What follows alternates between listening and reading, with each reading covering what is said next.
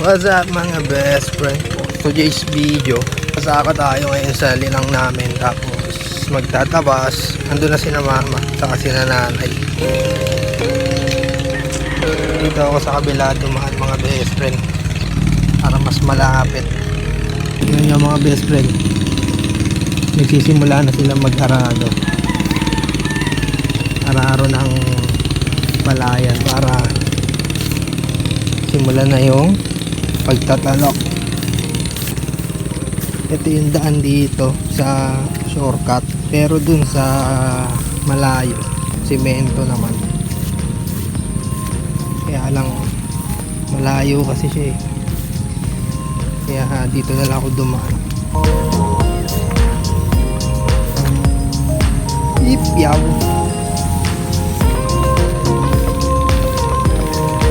Meron siyang konting simento pero konting-konti lang.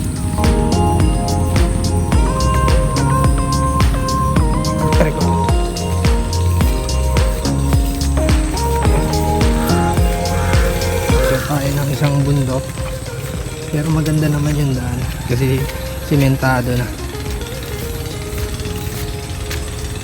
Ito nga pala yung pinapagawa kong bahay.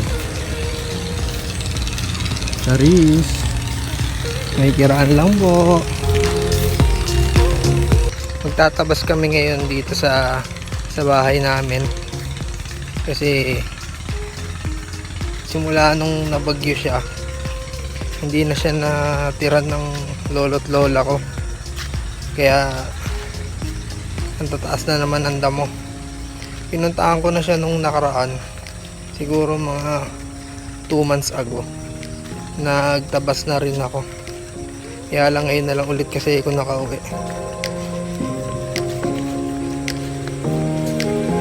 Ngayon inarkila ko muna yung grass cutter nung tsuhin ko para mas mabilis siyang tabsan. Kasi bala kong patayuan ng maliit na kubo para kung sakaling magbakasyon ulit kami dito eh may titiran kami kahit pa paano. Ito yung bahay ng tsuhin ko. Ako.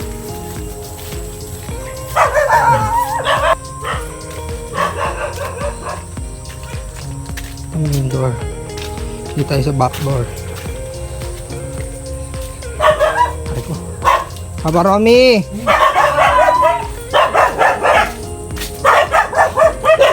Ano? Ano gagamitin natin dyan? Ayan, yung talim niya. Ay, hindi yung ano? Yung tawag doon? Oo, nylon. Ito yung araro na ginagamit namin. Ginagamit ng lola ko. Pambungkal ng lupa. Manual na manual pa yan, mga best friend. Ito naman yung ginagamit namin ngayon. Ang tawag namin dito, tractor. Bali ilalagyan siya ng makina dito sa bandang ibabaw para tumakbo. Ito na yung ginagamit namin pambungkal ng palayan, mga best friend. Ang gamit namin makina dito, mga best friend, yung ginagamit sa bangka. Kung mapapansin nyo, mga best friend, tinatanggal namin yung nasa gitna ng bakal niya. Pinapalitan namin siya ng mas mahaba para hindi kumalas yung gulong niya. Yung gulong na bakal, mga best friend. Yung gulong na bakal na kasi mismo yung magbubungkal ng lupa, mga best friend. Ayan mga best friend, nakatalok na sila. Yung sa amin, sinisimulan pa lang. Ang gandang pagmasdan, mga best friend. Pupunta kami ngayon sa bahay namin. Dito na kami sa bahay namin, mga best friend. Pagmasdan nyo, Ayan, ang tataas na naman ng mga damo. Ito yung bahay namin mga best friend. Halos magiba na. Wala na kasing nakatira dyan eh. Hindi na rin kasi sumasaka kasi ng nanay at tatay. Ayan o. Ayan yung gagamitan na namin ng grass cutter para mas mabilis.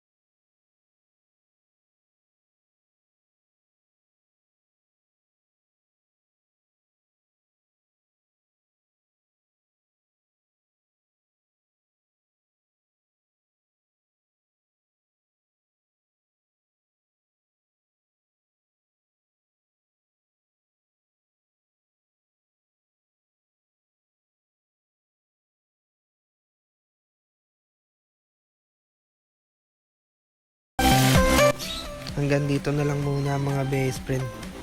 Alas 5 na kasi ng hapon. Naabutan kami ng dilim sa daan.